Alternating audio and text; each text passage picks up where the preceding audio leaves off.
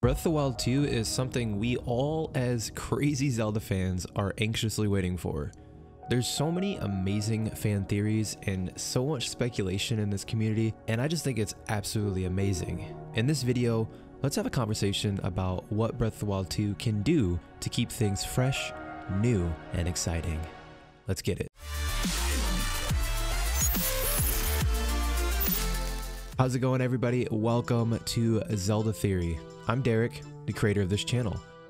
If you are new here, this channel is 100% dedicated to the Legend of Zelda series, so if that sounds awesome to you, definitely hit that subscribe button, man, and join the family. I'd love to have you.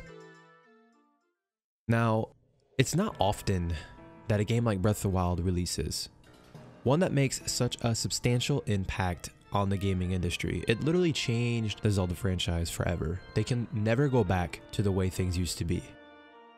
Breath of the Wild easily won Game of the Year at 2017's Game Awards, which brought in Nintendo's brand new console with an insane bang, man. Like, I honestly feel this is the only reason why the Switch did so good at its launch is because of Breath of the Wild.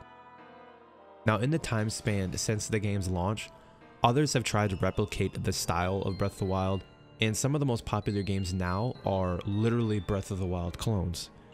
Now, because of this, it's much more important than ever that Breath of the Wild 2 adds some new ideas, some gameplay, some travel mechanics, or else it's gonna have to compete with its copycats. When Breath of the Wild came out in 2017, you and I absolutely fell in love with this game. One of the many things that we loved about Breath of the Wild was the insane map that came along with it. Like, I still, to this day, have not explored every inch of the map in Breath of the Wild. That's how massive and impressive it is to me. I think one of the main reasons why the map was so intoxicating and we all just loved it so much was you could just do everything. You could climb, you could glide, you could swim, although the swimming could use a lot of upgrades. That's just my personal opinion. All of it put together, it just made traveling Hyrule like seamless, man. It was beautiful. Again, there are some throwbacks, there are some setbacks and things that I would like to see changed in the sequel to Breath of the Wild. Now, if imitation is the highest form of flattery, then the developers of Breath of the Wild are likely gonna pat their backs. Open world games like Genshin Impact and Immortals Rising have taken lots of inspiration from the most recent Zelda title, and I'm not including Age of Calamity, obviously. Both games feature massive open worlds with crafting, gliding, climbing, and a sort of vivid cartoony art style that embodied the characters. When placing these games next to Breath of the Wild, though, the similarities are so prominent and noticeable that it's absolutely no wonder why they've drawn some controversy for copying Zelda. I mean, I totally understand that, 100%. Now, we all know that Breath of the Wild 2 needs to do certain things to be different. Yes, the original Breath of the Wild was amazing, but it had its flaws, in my opinion. Regardless of how Nintendo feels about the gaming industry mimicking its beloved game, it's definitely happening, and it's going to keep happening, unfortunately. A lot of gamers love the clones to Breath of the Wild. I don't personally.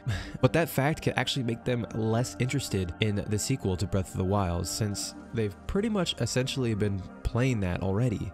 Does that make sense? Breath of the Wild 2 just needs to stand out, man. Not just from the original game, but also from all of the recent copycats of the game. Genshin Impact and Immortals Rising, they made strong changes to the formula, such as double jumps, revamped healing, and better enemy variety. That's one of the main things too that needs to change, is there wasn't a lot of enemy variety. You had the Bokoblins and the different levels of the Bokoblins, but I would love to see like an Iron Knuckle or a Dark Nut or something just roaming the streets, the fields of Breath of the Wild 2's map. I think that'd be so dope, man. One way Nintendo could accomplish this is making Zelda playable in Breath of the Wild 2. I'm sure you've seen this coming, but I needed to address it again. Especially with what Age of Calamity did. I had so much fun playing as Zelda in Age of Calamity. It was amazing. Let me know in the comments if you guys enjoyed that game. I just personally think that making Zelda playable and having her work alongside Link to solve puzzles and fight certain enemies is just, it would be genius in my opinion. Now, it's been rumored in the past, and there's been similar concepts that have ended up in Zelda games like the Wind Waker, and when you're in Hyrule Castle and you're going to get the Master Sword, or you're going back to save her. I mean, there's instances like that in the game. Now, the other idea that I had that I wanted to include in this video and spend a little bit of time on is one of the things that Breath of the Wild 2 could do to make things fresh and new and exciting in Breath of the Wild 2 is to create a new innovative way to travel, since most of the aspects of Breath of the Wild were most frequently copied. Now, in the original game, there was no way to swim like under the water for a long period of time and explore the depths of Hyrule's lakes, rivers, and oceans. I would love to see something like in Twilight Princess when you had the full Zora armor. You could go literally anywhere in the water and explore. Imagine doing that in Breath of the Wild. You could literally have a whole nother side of the map in Breath of the Wild 2, just explorable. You could easily use the same map. You would just add more depth to it, like exploring underwater.